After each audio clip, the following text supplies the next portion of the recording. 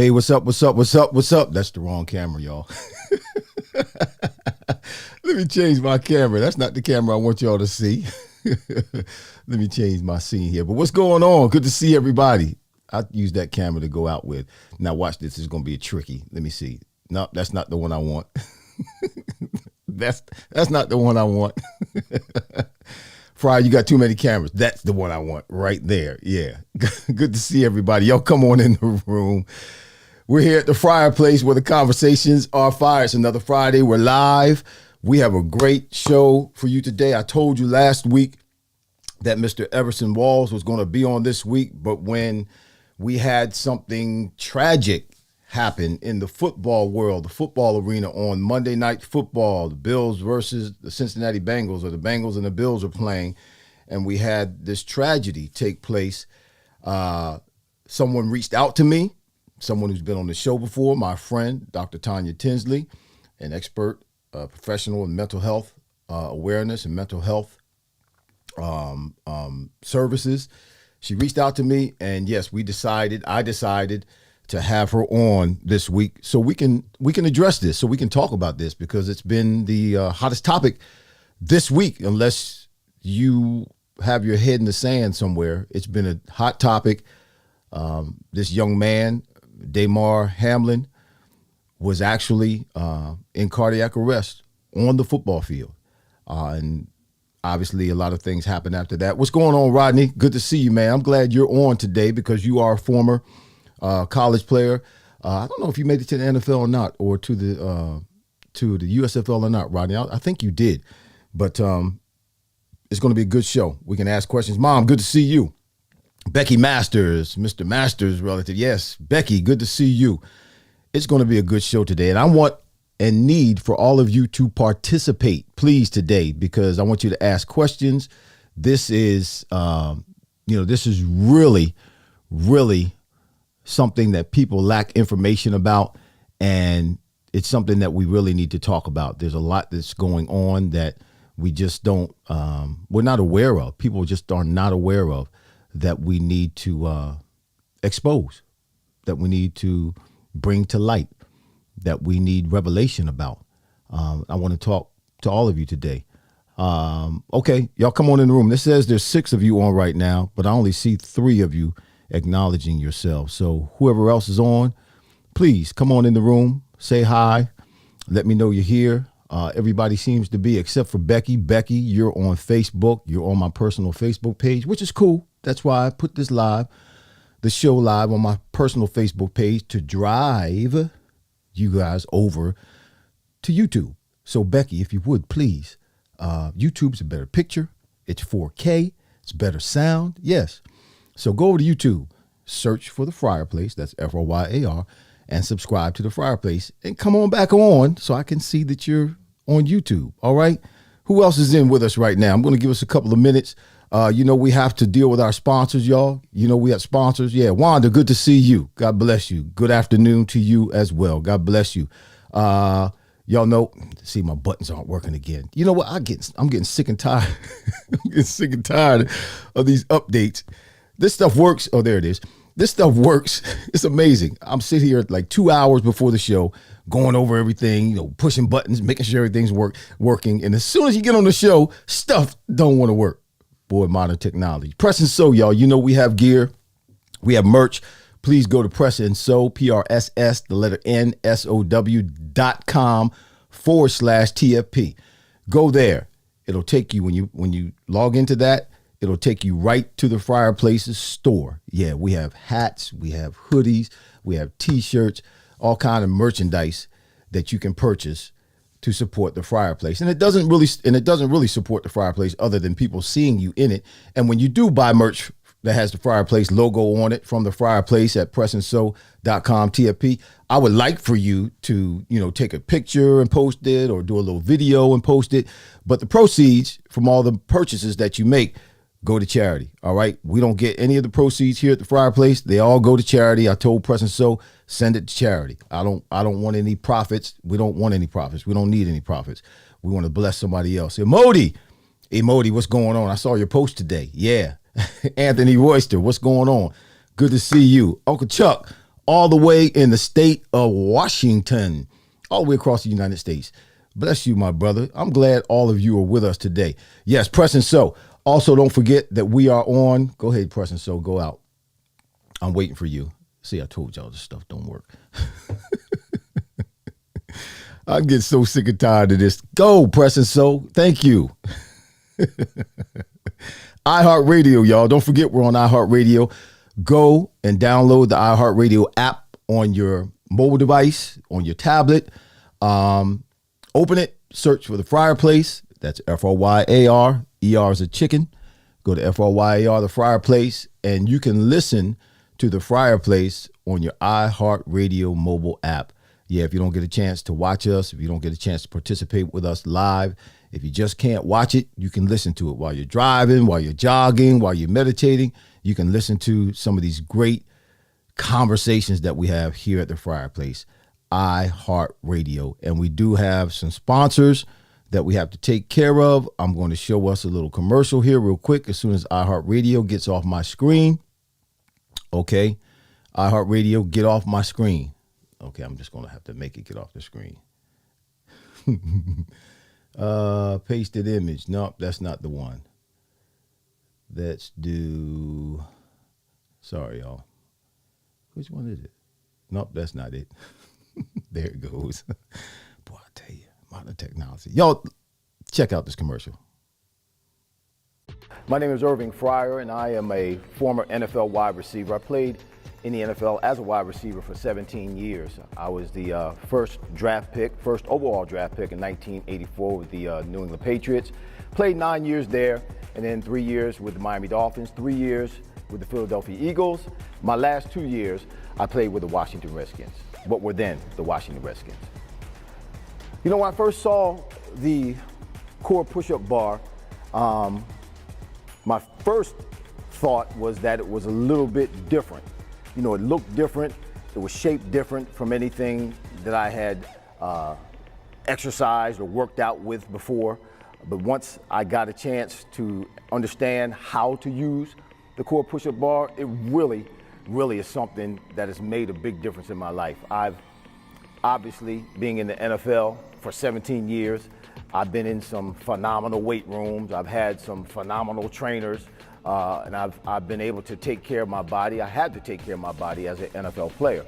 And now that I'm a little bit older after retirement, I'm really looking to get a full body workout when I do work out. I don't want to get in the gym and do bench presses and do a bunch of squats with weight on my back, or do all of the things that I was doing when I was actually playing and when I was younger.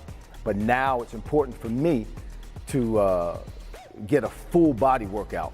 And the core push-up bar does that. When you look at it, you may not think so, but there are a lot of different exercises that you can benefit from with the bar. Not just push-ups. You can angle your push-ups. but you can do squats, you can do lunges, you can do burpees with the core push-up bar. You can actually use the bar and do presses over your head. You can do presses in the front.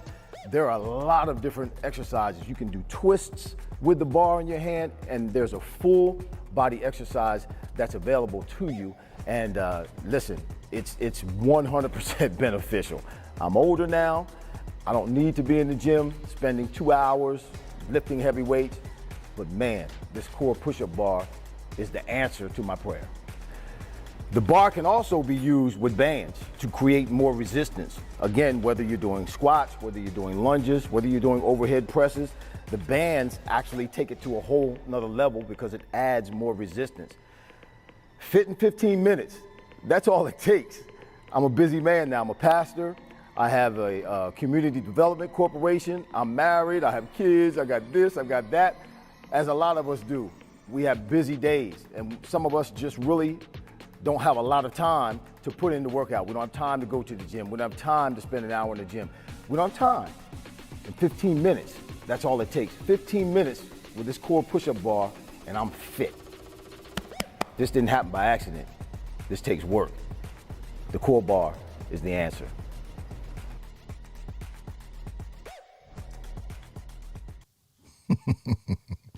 I like that commercial.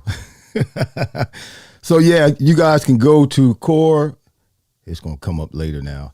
Core Champion. Let me put it up on the screen. My stuff is just raggedy right now. There it is. CoreChampion.com. If you go to Core Champion, some of y'all need that core push-up bar. You do.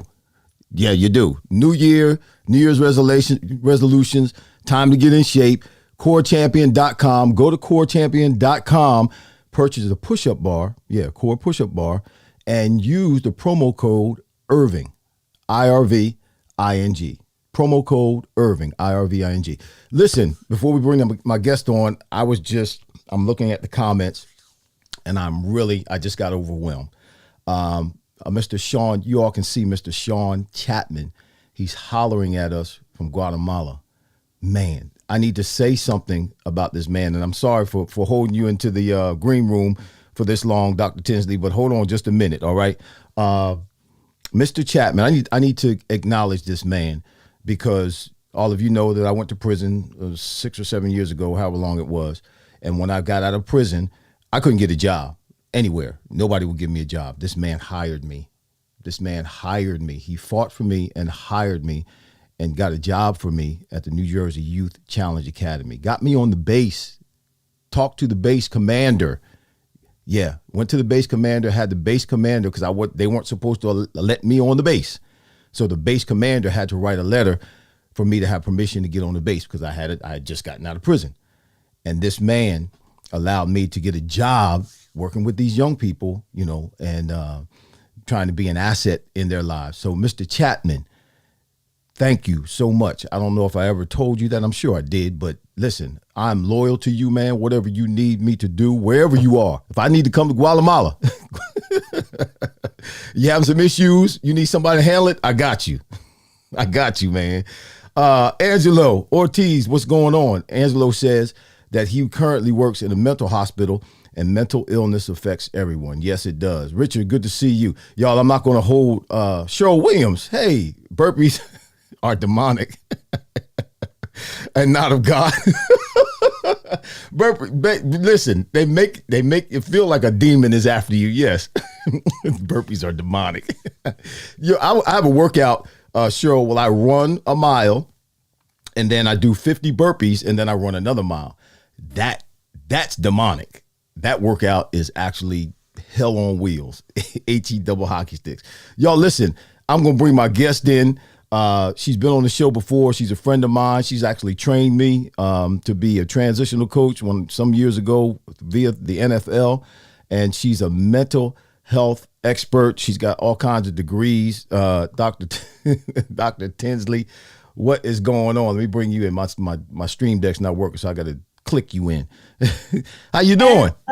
I am wonderful, Doc. Thank you so much for having me on the show again. This is a timely discussion and Yeah. topic for today. So thank you so much. You know, we had talked briefly about, when we first had you on the show. Aunt Florence, what's going on? Good to see you, also from Washington, the state of Washington.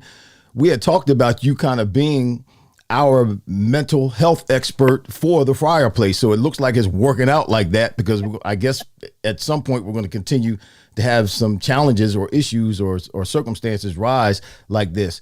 Mr. Chapman said, keep up the great work. Know we made a difference in our children's life at the New Jersey Youth Challenge. Again, mental health is real, and we had some hard days. Yes, we did. We had some hard days and some hard nights with those kids. But Mr. Chapman, thank you, sir. You're awesome. Please stay with us, because I want everybody to ask when we start talking about this topic.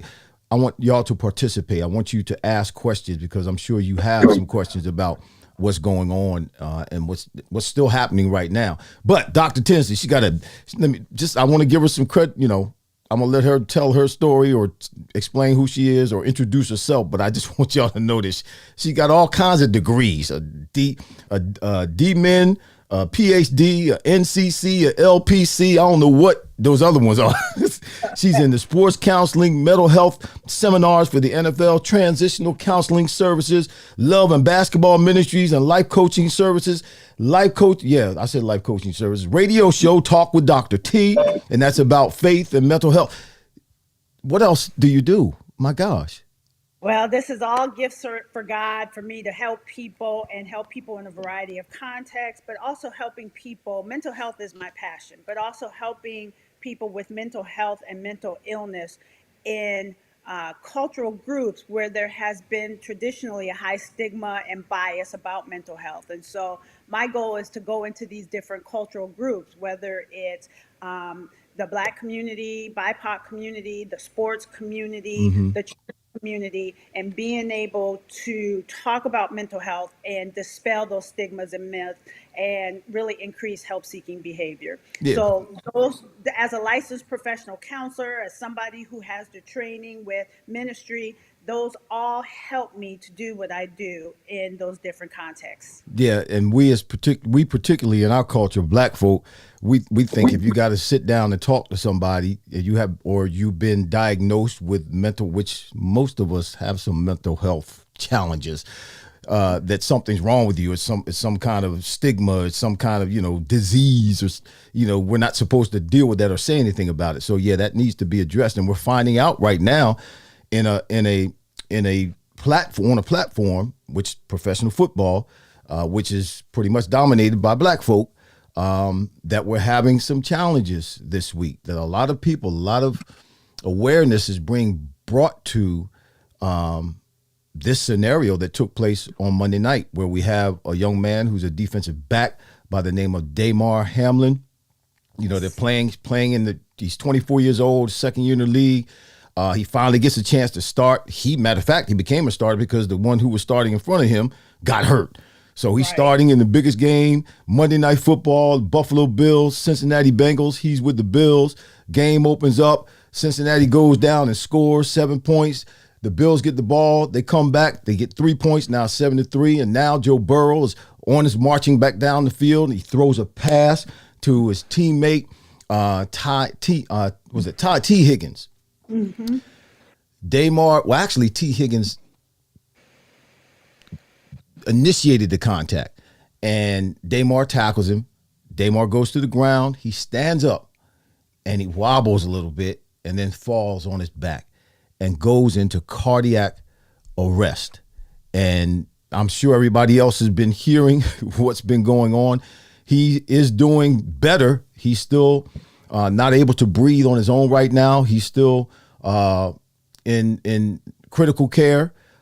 So he's not out of the woods yet, but there have been some signs of him getting better. But yet and still, he's still in a touch and go situation. He actually died on the field.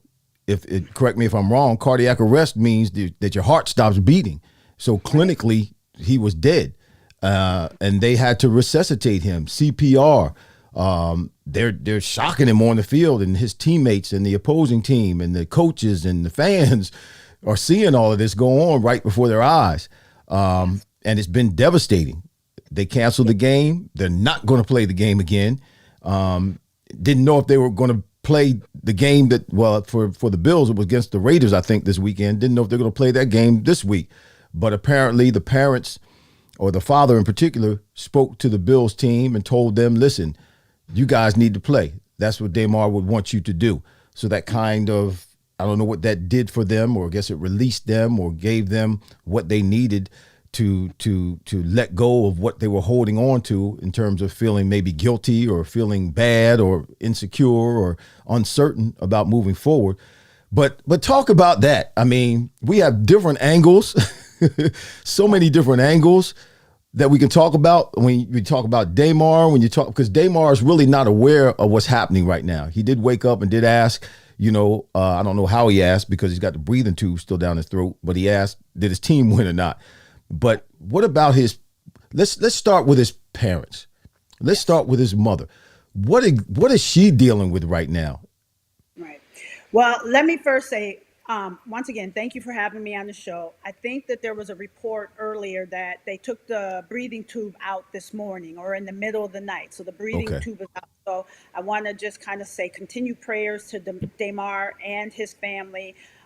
People on Monday night, it was amazing to see how many people said that they were praying and that they were on the field praying. They were in front of the hospital, the emergency room praying. People were praying on Facebook. So continue to pray.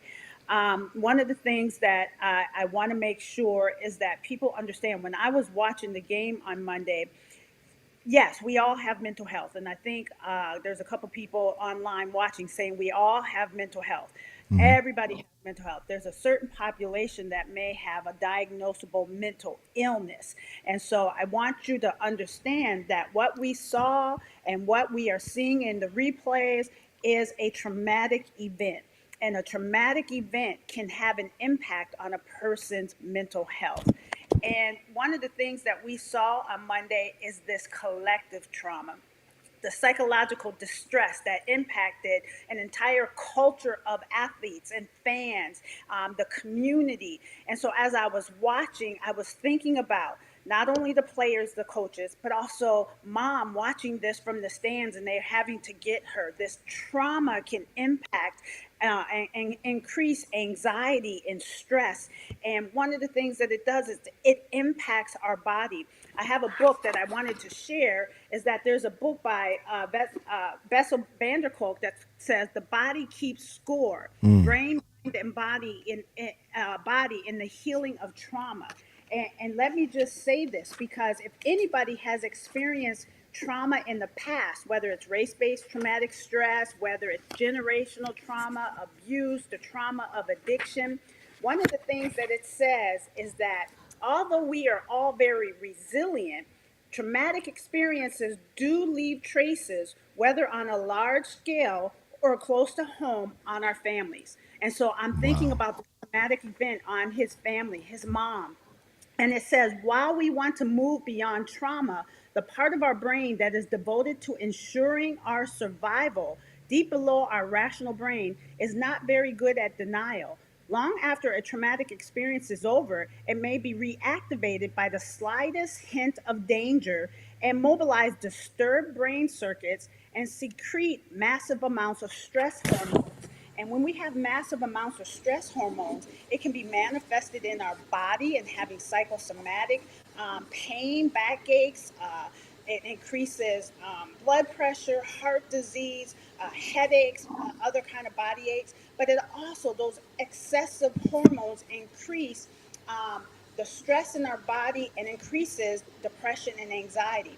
And right now, when I think about the family, the mom, they're holding on to all of this in their body. And so, one of the things that is going to have to happen is having the opportunity for mom and the family members to be able to process. Because I want you to think about our body like a Pepsi bottle. If we shake it with all the trauma, whether it's past trauma or being triggered by current trauma, we take the lid off, it's going to explode. Ooh, yeah. Take the lid off, it's exploding in one's body. So on Monday night, I'm thinking about how the shared collective trauma, the psychological distress, was impacting mom and the family, the players who were watching, the referees, the fans who are in the stands, the fans who are watching online, the commentators. They had to commentate and be able to manage their own emotions that are going on. And so I just really want people to understand we had a traumatic event, we had a crisis, and we have to think about a crisis and a trauma can impact people physically, mentally, and spiritually.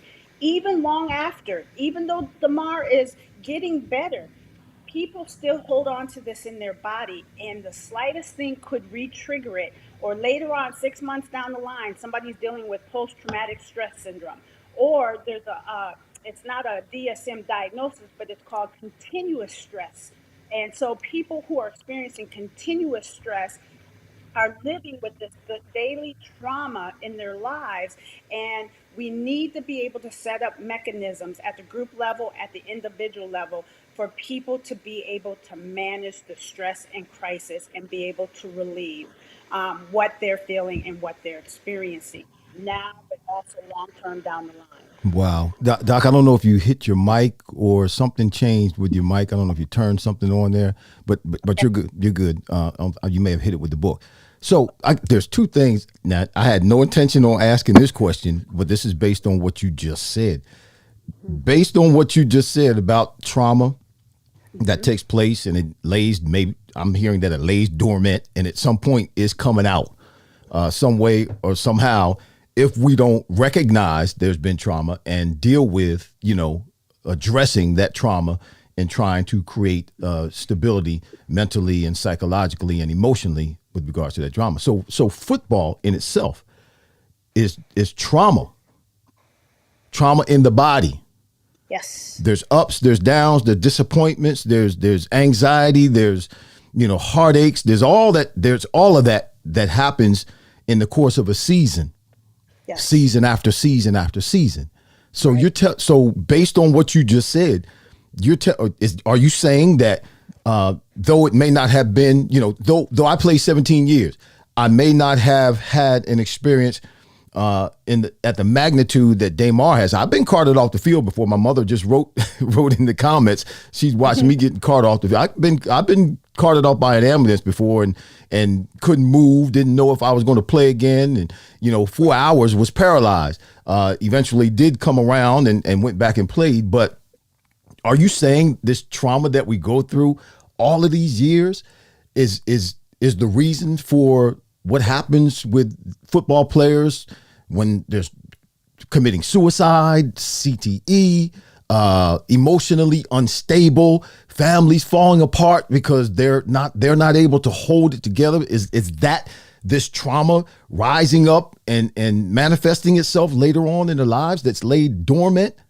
It could be. I mean, it's not a one size fits all, but it right. can be included in that. But let me go back, because some people who experience trauma are very resilient. There are athletes, cultural groups can be resilient and can bounce back from trauma. But trauma after trauma after trauma, the body keeps score, it holds on to it. And I have worked with clients who have said 10, 20 years later, wow, I'm just now starting to deal with this, that I was experiencing something earlier on in life. And so when we think about trauma, we can talk about adverse childhood experiences. We can talk about any unfinished business from the past that could potentially creep up in the present and impact a person's functioning in the here and now, but potentially can impact a person's functioning in the future. And that's why it's really important when witnessing a trauma experience. We've just went through a traumatic experience with the COVID pandemic and racial and social injustices. It's really important to be mindful and aware of how you are feeling and what's happening in your body, and not push it off, but allow yourself time to deal with it and seek help and talk to somebody about it.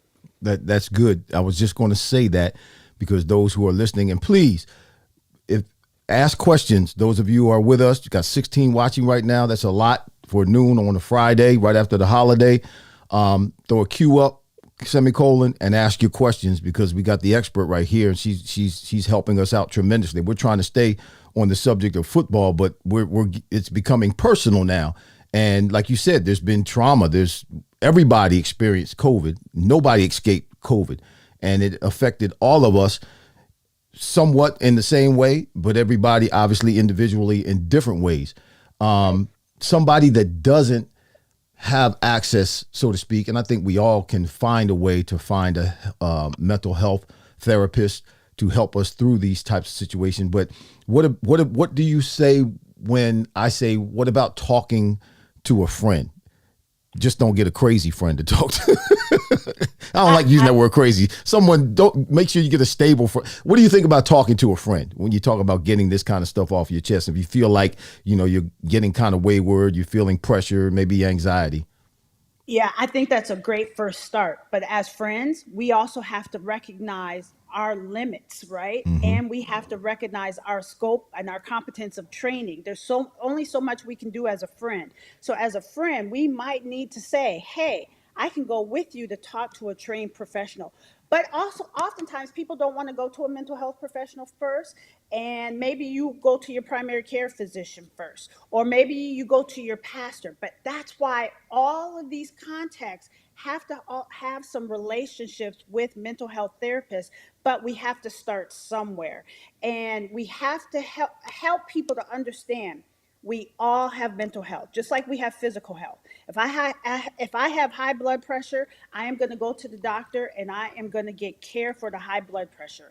So for my mental health, then I need to think about my emotional, psychological, and social well-being. And if I am having some pain in any of those areas, then I need to seek help. And I saw somebody had said, we don't get help because it's a sign. Sure, it makes us feel weak. Sure. Yes. Let me just say this: seeking help is making you strong. It is reaching out. And we have to change that dynamic of it's weak to get help from a mental health doctor or professional. You go get help from your medical doctor. So we have to think about who we are, that is an integrated part of mind, body, and spirit. So we might have to get help for our mind because what's going on in our mind is going to impact what's happening in our body, or vice versa. I don't know if you saw my post, Doc, but a few weeks ago, I posted something that spoke about the fact how reason and rationale go hand in hand with faith. People will say they're spiritual and they're doing all kinds of crazy things, but I don't need to be reasonable. I don't need to be rational because I got faith in God. No, reason and rationale go hand in hand. They don't cancel each other out. So, but Right. when my reason runs out, faith keeps going. So you go to the doctor, and the doctor says he can't do anything for you. You go to the doctor because you got an issue. It's reasonable. That's rational. That's what we should do. Go see the doctor if you got something going on. Not God is a healer, I'm not going to the doctor. No, that's not that's crazy. Go to the Right. doctor. Now, if the doctor says nothing I can do for you, guess what? My faith keeps going because God is a healer. Right. God is a healer. No, you are absolutely right. And let me tell you, for those that are listening, this is not Dr. Fryer or Dr. Tinsley telling you this. If you're a Christian and come from a biblical perspective, in the Old Testament and the New Testament, there's many discussions about, are you well? Are you whole? Shalom, peace. That's Peace. holistic health. And so even when Jesus asked the man at the pool of Bethesda, do you want to get well? Do you He's want to be not made whole? Yeah. Do you want to be made whole? It's not only spiritual wholeness, it's mind, body, and spirit together. So if you want to be made whole, you have to focus on all three of those integrated pieces together. Right. It's not whole if it's not mind, body, and spirit. That's Absolutely. what wholeness is. Absolutely. So, Yes, so yes. I'm gonna put this comment up, and I know we're moving off, but it's okay because Right. that's our intention for today is to help people. We want to help people, and every time you come on, Doc, you're just it's just great. It's just great. Yeah. So I'm gonna put our comments up, and I'm gonna throw Brother Sean, my former boss. He said, my greatest challenge has been how to address my own mental health without people judging you the wrong way. Absolutely. And I think it really comes down to one, talking about people as a whole, we have to normalize the conversation about mental health. We all have health. there is a difference between mental health and mental illness. So when people say mental health, don't automatically think mental illness, because we all have mental health. Two, when it comes to seeking help and being concerned about what other people might say or think or judge, we do need to come from a non-judgmental perspective. But also, if you allow yourself to get healed, now you can go back into those places you came from and then help to heal other people. And so it really comes down to that whole confidence and that self-esteem piece. And the more you get whole, the more you heal, the more you can go back into those places and advocate and help other people as well. Yeah. And that's why it's important to make sure that we're as whole as we possibly can be, and we're taking care of ourselves so that we can be available to others. What good am I to someone else when I'm all jacked up emotionally and psychologically? Hurt people. And Right. if someone comes to me who's having issues, all I'm going to do is mess them up even more. Yeah. So And you know, go we're ahead. not, just say this one other thing, because we're talking about this from an individual perspective, but Hmm. let's go back to Monday night. That was Right. collective trauma. That was a shared trauma. The other thing that I thought about was the trauma that Buffalo has been experienced in as a whole. They had the shooting at the grocery store. They just had this major snowstorm where there's these deaths, and then we also have this situation with the Buffalo Bills. We also, as a community, need to come from a trauma informed and resilient approach. People can be resilient, but we also have to be informed about how trauma impacts not only a person individually, but also families and communities, and what kind of services are we providing individually and collectively for people to manage that shared trauma that they've experienced. So they've had at Buffalo, and I believe at Cincinnati as well. They've had a plethora, so to speak, of counselors, mental health service providers there at the facility to help with the players in terms of moving forward. Yes. Let's say you're one of those providers. You're one of those mental health servants coming in, and what are you telling these young men, who are in their 20s? Damar's 24 years old. We don't know if he's going to ever play again. He's not vested. He's only in his second year. These are some things that people don't understand as well.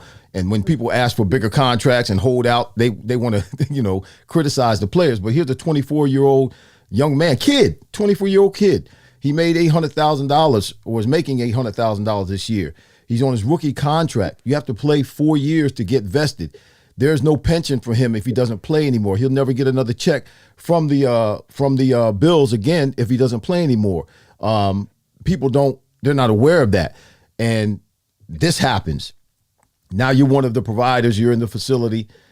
What are you telling those young men? Because now, people are pushing, they got to keep the season going. It's the end of the season. They're in the playoff hunt. All this stuff is going on, but there's a life at stake. And they just seen this, they just seen their teammate, and it could have been them. Everybody knows now it could have been any one of us, but we go out on the field thinking that this can never happen or will never happen. Well, now it happened, and it's right in our face. What are you telling those guys? Well, before I'm telling them anything, I'm just listening. I want to hear, how are you feeling? What are you thinking?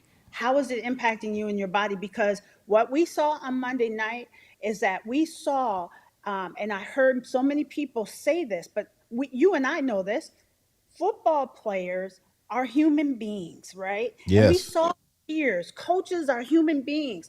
The football is what they do. That is their job. It's not who they are. So one, I want to allow those that I'm working with to just be fully human, to experience and express those feelings and to own those feelings, or putting words to those feelings and their thoughts.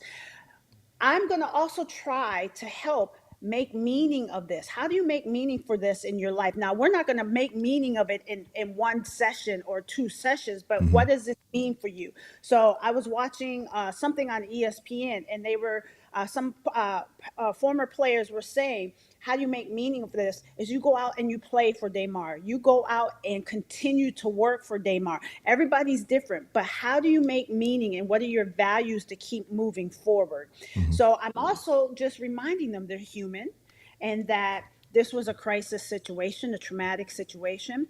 I come from this crisis theoretical perspective that a crisis can be dangerous, but it can be an opportunity for growth. So I'm also talking about, yes, this is dangerous to who you are, dangerous to Damar, dangerous to the team, but how can we use this as an opportunity for growth? And then I am just trying to help that player to get through the season, but also say taking care of you doesn't stop when the season's over.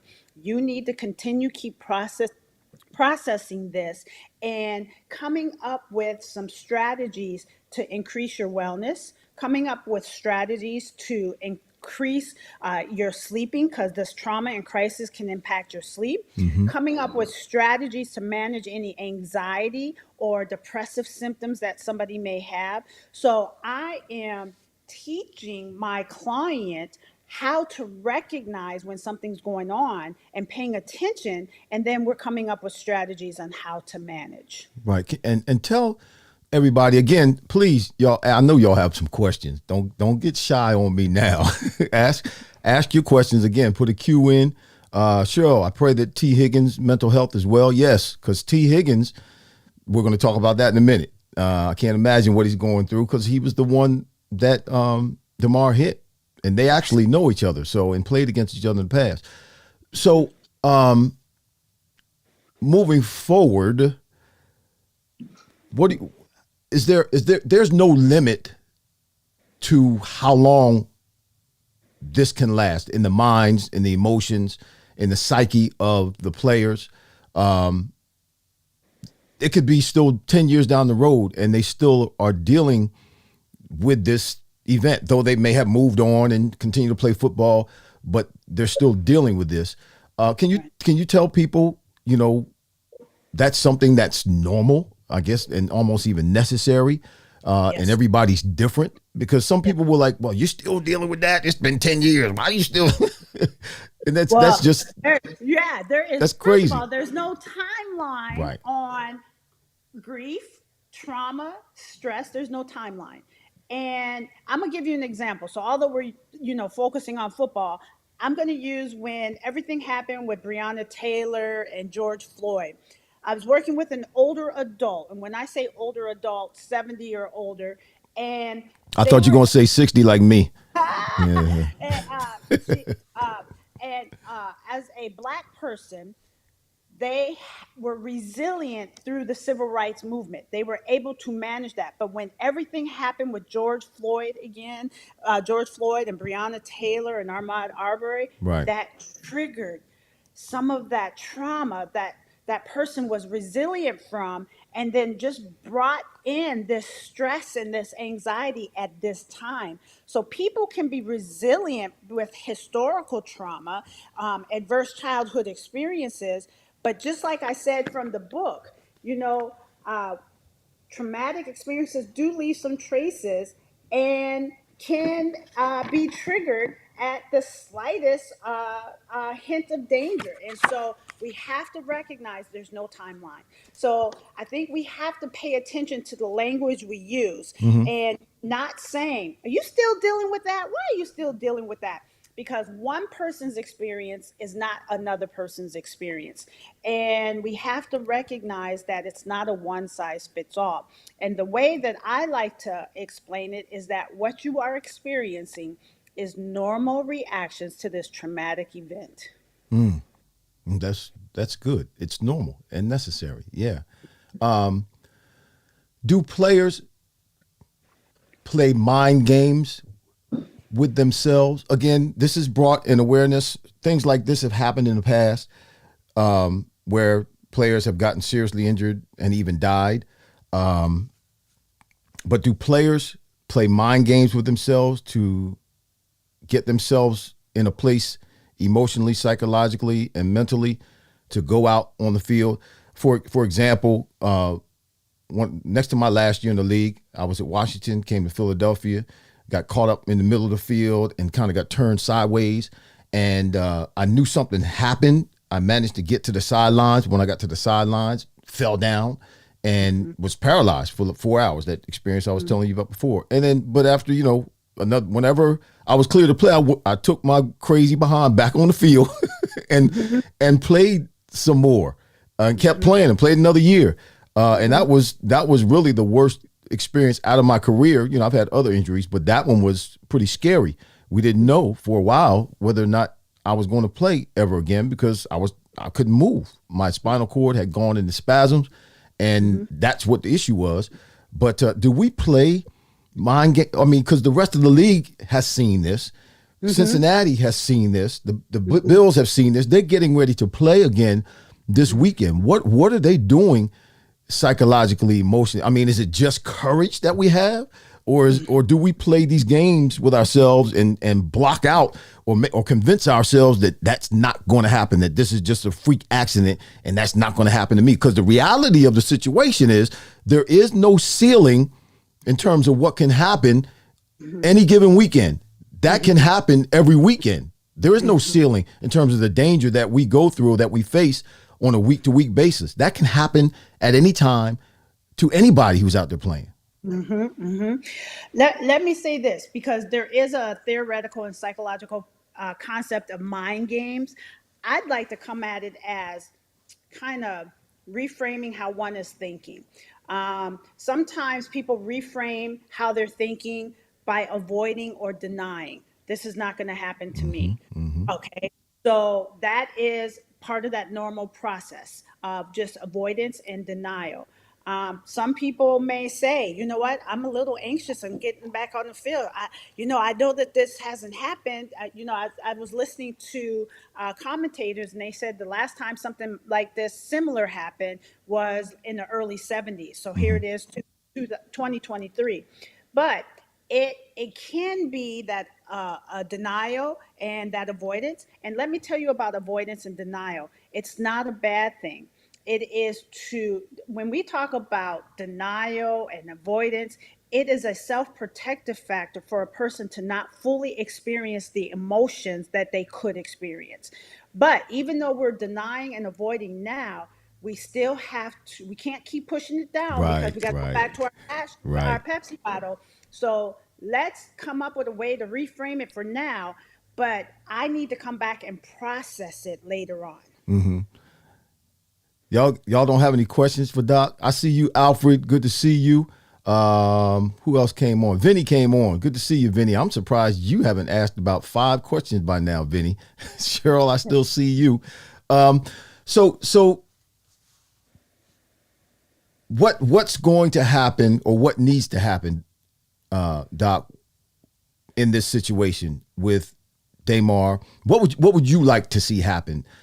Because for me, why does it always take something crazy like this, critical like this, to happen for us to come together, for us to pray together, for us to be concerned, genuinely concerned about people, about one another, for us to reach out like we ought to be doing anyway, for us to love on one another like we should be doing anyway? Why does it always take a near-death experience or something tragic to happen for us to get our act together?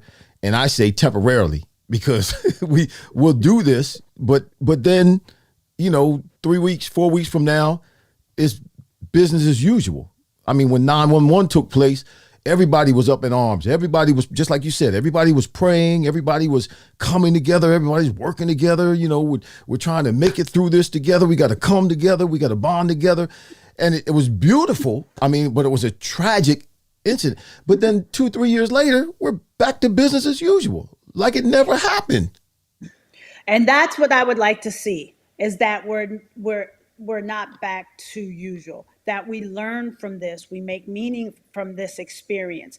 You know, for me, I played basketball, and that was my identity. And one of the things that I said, everything I learned in life, I learned playing basketball, right? And it is shown that sports is a microcosm of society. So what happens in sports happens in society. So let's use what happened on Monday night and now let's generalize that to society where people are coming together, and that it's just, I'm not just praying for just because I want him to be okay. But now I'm genuinely praying and seeking guidance and support and hearing the voice of God or whatever your higher being is, and whoever you're praying to. Mm-hmm. But I would like to see that it's not business as usual. I would like to see that we use this as a model to be able to bring people together outside of sports.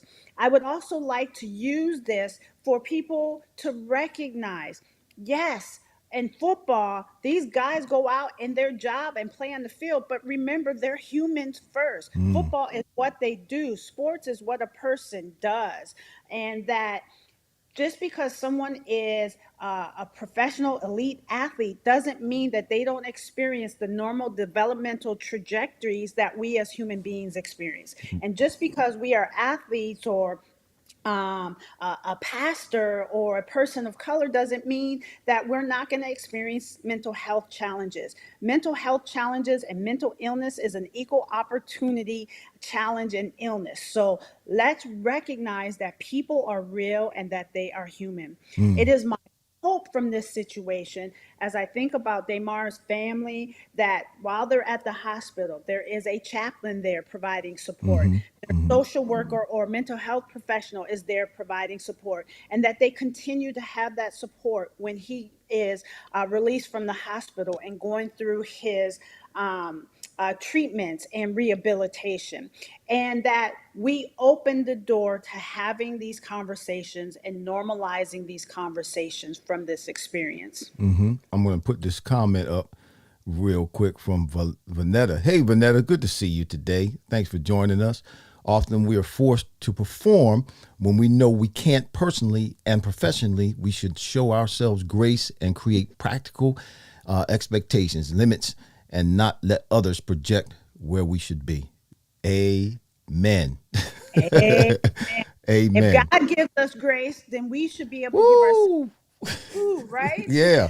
Need to be able to give ourselves grace and give ourselves grace to feel the way that we're feeling. Mm. You know, I was thinking about I do employee assistance programs, and if there is some kind of traumatic event, a shooting at a business, I might get called to come in and do critical incident stress debriefing. Mm-hmm. People get time off from their job. And so if you have to take some time off, then, you know, how do you figure out a way to do that, to give yourself grace and to just be able to breathe?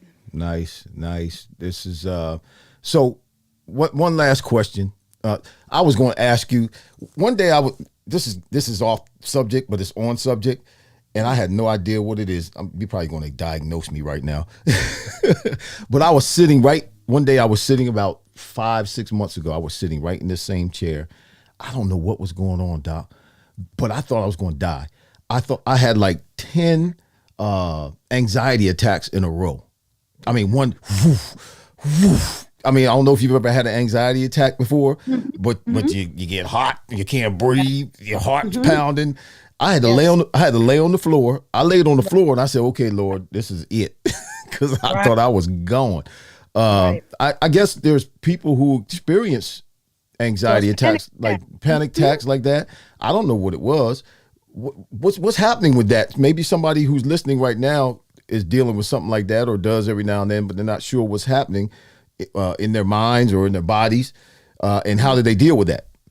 So it's that anxiety and it's that domino effect. And a panic attack could feel like you are having a heart attack or something is Who happening. it did? And so part of that panic attack is calming your mind, calming your body. There's different mindfulness techniques and grounding techniques to bring you back into the here and now, because those anxiety, the anxiety and the panic attacks, our mind is so flooded about something that's yet to happen. So we got to bring you back into the present moment and the here and now. And the one way I kind of look at it is when our thoughts are so focused on the past that increases depression. When our mind is so focused on the future of what has yet to come, that increases anxiety. So I'd be curious, after, if I were with you while you're having this panic attack, I'm bringing you back to the here and now. I am having you look at 5 items in your office. Give me 5.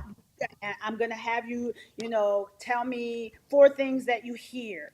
And then I'm going to ask you about what you might be tasting. So I'm bringing you back to the here and now.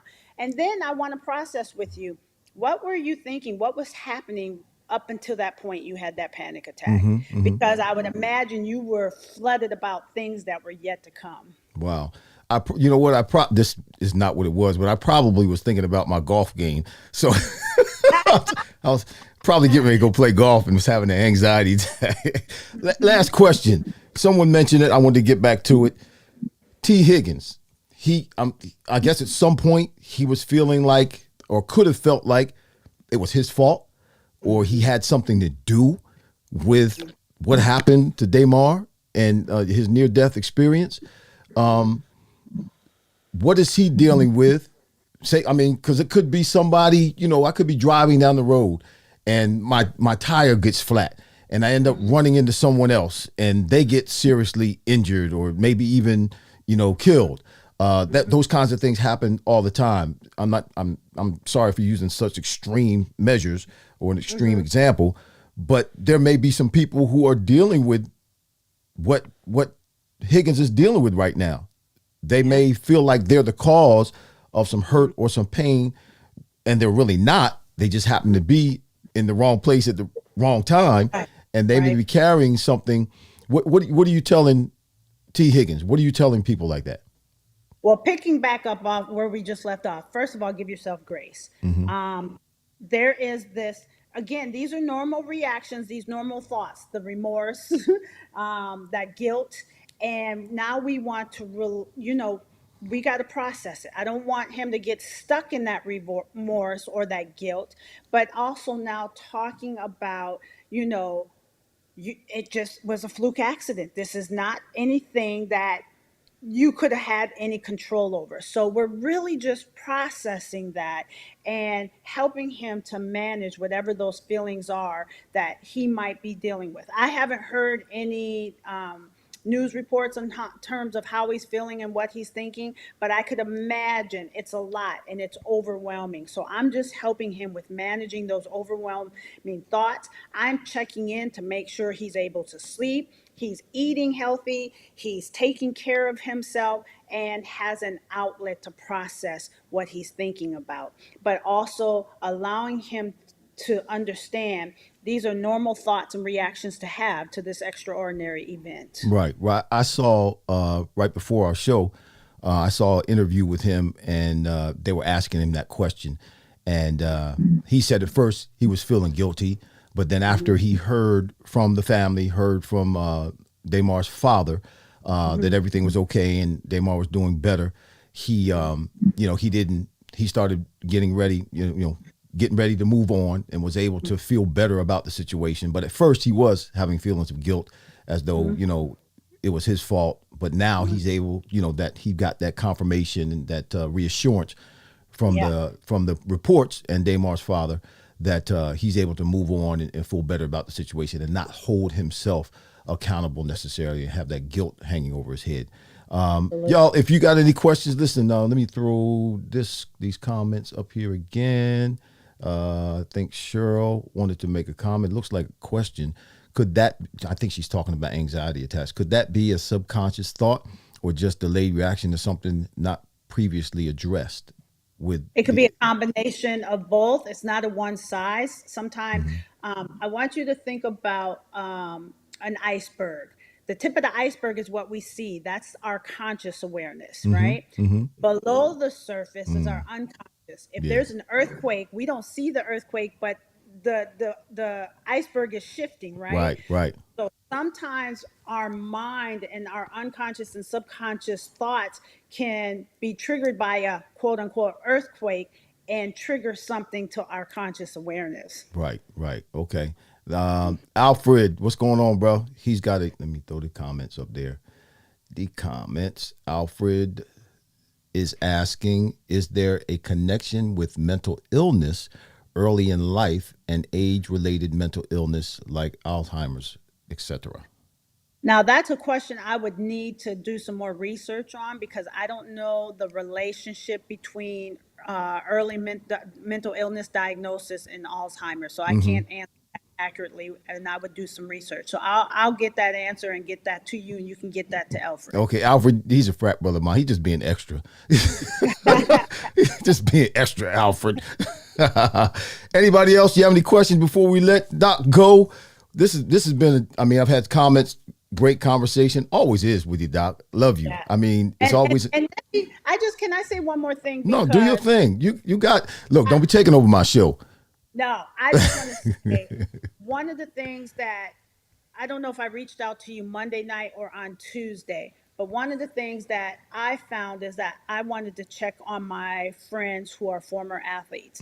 So if you remember, I said, I'm just checking in. Yep, you did. You called me just to check on me. Yeah. Because I knew that this event on the field could trigger some emotions in former players. And so I think it's really important to check on those people that are former players or current players or athletes across the lifespan, high school, Pee-wee, and just checking in to see how people are doing with this event. And you know what? That's cool. And I appreciate that. You did. That's how we ended up on the show together, because you called or texted me to check on me. And that's what you said. Are you okay? Yeah, I'm all right. But actually, you know what the whole incident Monday night and all that's been going on in terms of people talking and responding and giving commentary about, what happened to Damar. At certain times, it brought up frustration and anger with me. I'm kind of like an old angry guy anyway, but it brought up some anger because of the lack of attention that's paid to situations like this and the lack of care that we get as former NFL players, emotionally, psychologically, and physically. I mean, there's been some things that have been put in place and established that have brought change and given us access to some healthcare, in some healthcare situations. But say if something big happens in my life and I need to have a surgery, they've got money provided for us, but we have to pay. It's amazing. We got to pay for it first. Right. So if I have to have a $20,000 surgery, I got to pay for that first. And then there's a $50,000 allotment that they give us, and that $20,000 will cause it to go down to $30,000. So now I only have $30,000 left, which there's so much more, in my opinion, as a retired player. There's so much more that they can do or should do for us in terms of insurance and making sure we're okay, that wouldn't cost them any more than what they're paying for insurance and things like that right now. And it just, this young man is putting we all did, putting our lives on the line out there. Like I said, there's no ceiling to what can happen. For an owner, he goes and sits in his box, and the ceiling and as to what can happen on any given Sunday is that for him, it's to lose a game. That's the worst that can happen for him on that Sunday. He lose the game. But we can actually lose, as was proven and has been proven before, we could actually literally lose our lives. And and because of that and the danger that we put ourselves through, and I know for me, there were a lot of times that I was playing that I should not have been playing. I shouldn't have had my behind out there on that field because I was not healthy, and I was not healthy enough to operate at a high level. But I did it because I was trained to do it. I was taught that if you don't do it, you're not a football player, you're not a tough guy, you're disappointing, you're letting your family down, you're letting your teammates down, you're letting the city down. And I took my dumb behind out there on that field and played at times where I was risking my life even more. And there's really, other than the monies that we get when we're playing, there's really no reward for it. There's no care or concern, particularly later on, because, again, this trauma that we go through has long-term effects. So, Doc, thank you. Is there something else you want to tell everybody? We're going to have you on again because I know something else is going to happen. So I just want to say thank you for having me on, and everyone take care of themselves. We all experienced a shared and collective trauma. Think about what you value, find a sense of purpose, don't isolate, seek help if you need to. And even though we are getting through this first week, there can be some long term effects later on. So, really be mindful of how you're feeling and thinking. So, That's good thank you. stuff. That's good stuff, Doc. What's your New Year's resolution? Do you have any resolutions? Do you do that? I'm Uh-oh. still using this month to decide. I'm in a month of 21 days of prayer and Oh, fasting right nice. now. Okay. So I'm hoping I'll be able to have that answer at the end of the month. But I know that my pastor preached on New Year's Eve about doing it better. So I know that this year I want to do it better. Wow. Well, our theme this year is 2023 is up to Mm-hmm. me. If it's Ah, going to be, it's up to yeah, me. In 2023, if it's going to be, it's up to me. Meaning, looking at that person in the mirror, not yes, pointing fingers, not right, blaming anybody else, not right, criticizing other folk. If it's not right. happening in your life, if it's not getting done in your life, if doors are not being open, if stuff's not moving forward, if you're not, go look in the mirror That's right. because I like. 2023 is up to me. Yes, I like that. Yeah, I yeah, like that. yeah. I And now, like that. now I got to be careful because I told my people other day, I did not say in 2023 it's all about me. Right. Be careful. I said it's Right. up because some people will take that and interpret it. Oh, it's up. Right. It's all about me. No, no, that's not what I said. I said Right. it's up to you. Right. And That's right. if we all take that approach individually, then you know Right. what? Then we won't go back to business as usual. Absolutely. We'll start loving the way we're supposed to love and treating people the way we're supposed to treat people. If everybody would take responsibility for their own actions, that's all, not somebody else's actions, just yours. Right. Wow, we could bring some change. I love that. I Yeah, love that. I love yeah, that. yeah. It's up to me. Yeah. 2023. All right, Yes. Doc. Love you. All right. Thank you. God bless you. Thanks for being with us Thank today. you. Yeah, it's always great to have you. And All right. I'll holler back at you. All right. Okay. Okay. Take care. Great show, y'all. Dr. Taunya Tinsley. Always a great conversation. That was a conversation that was fire. Yes. Great insight, great information, great instruction, mental health awareness, mental health care. It's something that we all need to be aware of. It's something that we all deal with. Some of us try to sweep it under the rug, but all of us, particularly, like she said, we had collective trauma these past couple of years with COVID. In and of itself, we all need to deal with and be aware of the mental stability that we should have and we should desire for ourselves. And if you need to, seek help. Seek help. Yes, it's okay to talk to a friend. It is okay to talk to a friend, but there are professionals that the Lord has gifted that deal in mental health awareness, mental health care, mental health services, who can lead you and guide you and support you and give you the information that you need, the tools that you need to make sure that your life has stability and you're whole as a person. Yeah, we know a lot of people who have a lot of things. Yeah, a lot of things, but mentally they're unstable. And we become thingified in this world. We think having things is what's going to make us happy. No, what does it profit a man to gain the whole world but to lose his soul? Whew, good God Almighty. That was a sneaker preach right there. But y'all, but good to see y'all. Good to see y'all. Thanks for being with us today here at the Fryar Place. Y'all don't forget about Press and Sew, PRSS, the letter N, SOW.com/TFP, the Fryar Place. Go there, purchase merch. And that's hats, t-shirts, sweaters, not sweaters, hoodies. Go there, Press and Sew. All that you buy, all that you purchase, the monies go to charity. All right. Press and Sew on their website. You'll see where the charities are, who the charities are, where those monies go. Please don't forget about CoreChampion.com. CoreChampion.com. Some of y'all need to make a New Year's resolution and get in shape. That core bar, the core push-up bar is something that you can use.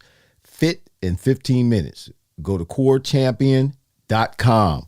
CoreChampion.com. Purchase your core push-up bar. And watch this. Use promo code Irving, IRVING. Get a discount. It was $100 discount before the holiday. I don't know what the discount is now, but you'll get a discount. All right, y'all. Listen, we'll be back next week.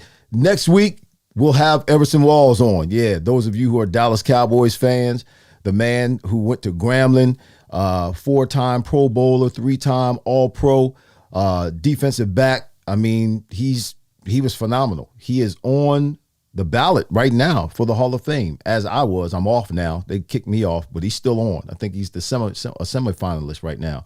They're not down to the finalists yet, but he was a finalist, I think, in 2018 or 19, and now he's back in the semifinals list. Going to be a great conversation. He's a good man. Played against him. Don't have many defensive backs on the show, so it'll be some jawing going on back and forth. So y'all listen, Happy New Year to you again. Belated Merry Christmas. Happy New Year to you. I hope you have identified the changes that you need to make this coming year to make this the best year of your life. And don't forget, in 2023, it's up to me. All right? That's what you should be saying about yourself. Looking in the mirror, you can write it on the mirror. Take some soap. That's what my people in the church are doing. Take some soap and write it on the mirror so that you see it every day. And when you're reading it, you're actually looking at yourself. In 2023, it's up to me. No more excuses. I'm not blaming anybody else. I'm not pointing the finger at anybody else. I'm not going to be inconsistent. I'm not going to be disrespectful. I'm going to make it happen this year. It's all on my shoulders. And if it's not happening, I'm going to look in the mirror and reevaluate the situation and get back to getting things done. All right? 2023 is up to me. Hurry up. Yep, go get it. Come back with it. And hurry up. You still here? I'm crazy. Y'all, I'm out of here. See you next week at the Fryar place where the conversations are fire. I love y'all. Thank you all for your support. Alfred and Chucky. Yes. Who else? Cheryl. Thank you for your support. Vinny, Sean Chapman. God bless you, boss.